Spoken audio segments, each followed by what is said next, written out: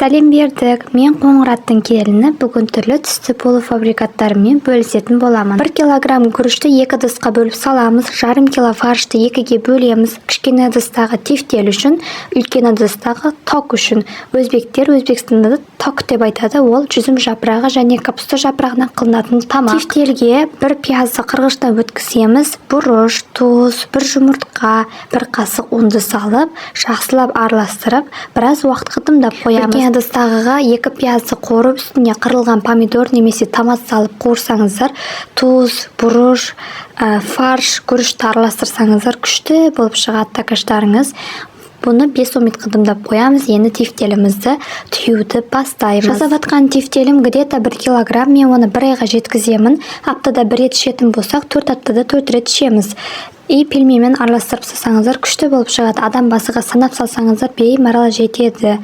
Кейінгісі капуста және жүзім жапырағынан токты түйеміз. Капустаны жақсылап тазалап алдым. Капустаның қатты тамырларын тазалап тастасаңыздар, орағанда да жұмсақ оралады, жегенде де приятный болады. Бізде осындай так салатын контейнер ыдысымыз бар. Осыны ішеге 1-2-3 тамақтық беймарал так сияды. Салып қойғанға да, морозилникке қойғанға да удобный, анша жай эконом болып тұрады. Біз полуфабрикаттарды астамнан қыс уақытында көбірек жасаймыз. Осылай суық түскен кезде, жаз уақытында көбіні свежий істеп жей береміз.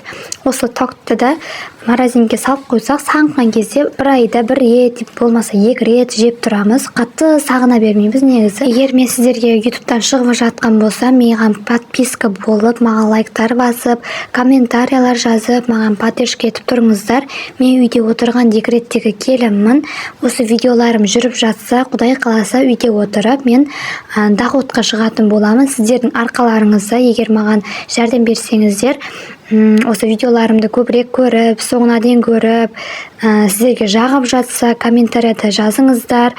Мен одан да күшті нәрселер қоятын болам, видеолар аламын. Күшті бір жаңалықтар қоятын боламын.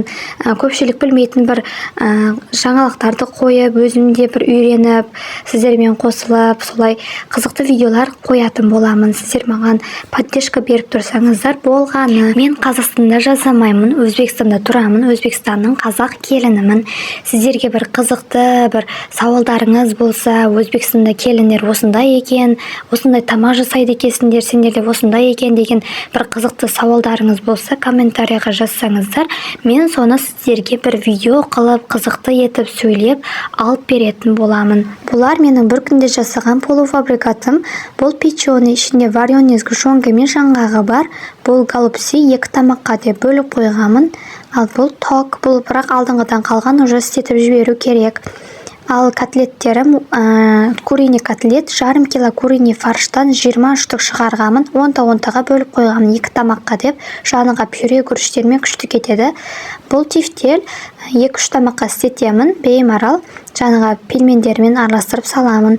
Бұл ток беймарал осылай мұздатып қойсаңыздар болады. Бір-бірге қатты жабысып қалмайды. Осылай аккуратный тұрады. Енді морозилникке жайғастырамыз. Осылай куриный қатарымызға саламыз. Одан басқа жай қалмаған уже. Беймарал 1 айға істететін болам осыларды. Осылай 1 айлық полуфабрикаттарым дайын болды. Енді ойланбастан беймарал басқа жұмыстарымды жасай берсем болады. Егер видеом сіздерге ұнаған болса, лайк басып, подписка қылып қойыңыздар. Пока-пока.